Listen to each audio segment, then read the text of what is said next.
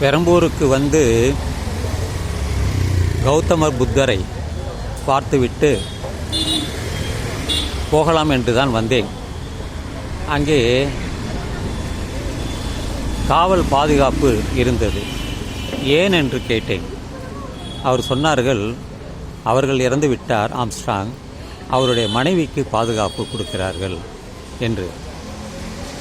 அதை அந்த ஒரு பெண் காவலர் மூலம் தெரிந்து கொண்டுதான் நான் உள்ளே போகவில்லை. பலர் அமர்ந்திருந்தார்கள். வெளியிலிருந்தே புத்தம் சரணம் கச்சாமி, தம்மம் சரணம் கச்சாமி, சங்கம் சரணம் கச்சாமி என்று சொல்லி நான் வெளியே வந்து தற்பொழுது பேசிக்கொண்டிருக்கிறேன். அந்த பெண் காவலரிடம் கேட்டேன், உங்களுக்கு புத்தர் பற்றி ஏதாவது தெரியுமா என்று கேட்டேன். நான் சிறு வயதில் படித்தேன், இளவயது தான், ஒன்றும் ஒரு 22, 23 வயசுக்குள்ளே தான் இருக்கும். எனக்கு அதிகமாக தெரியாது, சிறு வயதில் படித்திருக்கிறேன் என்று அவர்கள் சொன்னார்கள். 2500 வருடங்களுக்கு முன்பு கபிலவஸ்து என்ற இடத்தில்தான் அவர் பிறந்தார். அவருடைய கொள்கைகள் முக்கியமாக மாற்றம் என்பது மாறாதது, மாற்றம் என்பது மாறாது, மாறிக்கொண்டே இருப்பது. இந்த செய்தியை அந்த பெண்மணியிடம் சொல்லிவிட்டு நான் விலகி வந்துவிட்டு தற்போது அதை பற்றி நான் பேசிக்கொண்டிருக்கிறேன். அதுதான் பௌத்தம் சொல்வது கடவுள் இல்லை, தெரியாது என்பதுதான்.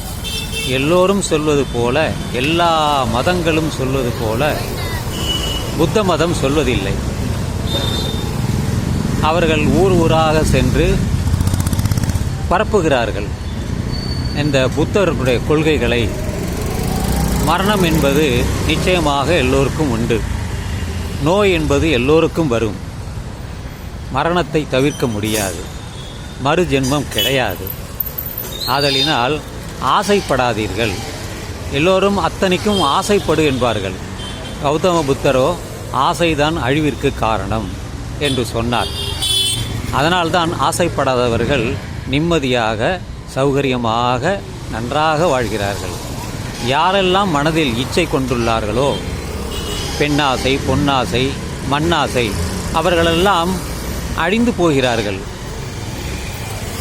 அதனால்தான் இந்த புத்த மதம் ஒரு சிறந்த மதமாக இருக்கிறது. 10 நாடுகளுக்கு மேல் அந்தவருடைய கொள்கைகள் பரவியுள்ளது. புத்தகயா என்ற இடத்தில்தான், அதுவும் பீகார் மாநிலத்திலே கடைசியாக கௌதம புத்தர் உரையாற்றினார் என்று சொல்வார்கள். எனவே இந்த பௌத்த மத கொள்கை ஒரு சிறப்பான கொள்கை. மதம் என்பதை விட வாழ்க்கை முறை. திருவள்ளுவர் சொல்வது ஒரு வாழ்க்கை முறைதான். அவர் திருவள்ளுவர் எந்த மதத்தையும் சாராதவர். வாழ்க்கை முறைக்கு எது தேவையோ அதை பற்றியே தான் திருவள்ளுவரும் சொன்னார். இந்த 1330 பாடல்களும் அறம் பொருள் இன்பத்தை விளக்குவதாகத்தான் இருக்கும். கடவுள் பற்றி எந்த வார்த்தையும் அவர் சொல்லவில்லை. இறை என்று சொல்வார், அதாவது மன்னவனை, அரசனை பற்றி சொல்வார். அவன் எப்படி நடந்து கொள்ள வேண்டும், நீதிமானாக இருக்க வேண்டும், கொடுங்கோள்கள் செய்யாமல் நீதியை அவன் நிலைநாட்ட வேண்டும் என்று சொல்வதுதான் அந்த தர்மத்தை சொல்லக்கூடிய, அரசர்கள் சொல்லக்கூடிய ஒரு நீதி. அதைத்தான் திருக்குறளும் சொன்னார். பௌத்தமும் அதுதான். எந்த உயிரையும் கொல்லாதீர்கள். எதற்காக நீங்கள் கொலை செய்கிறீர்கள், எதற்கு நோய் உண்டாக்குகிறீர்கள் என்று சொல்லி அவர் கொள்கைகளை யார் ஏற்றுக்கொண்டுகிறார்களோ அவர்கள் மகிழ்வுடன் இருக்கிறார்கள். நான் மகிழ்ச்சியாக இருப்பதன் அடையாளமே இதுதான்.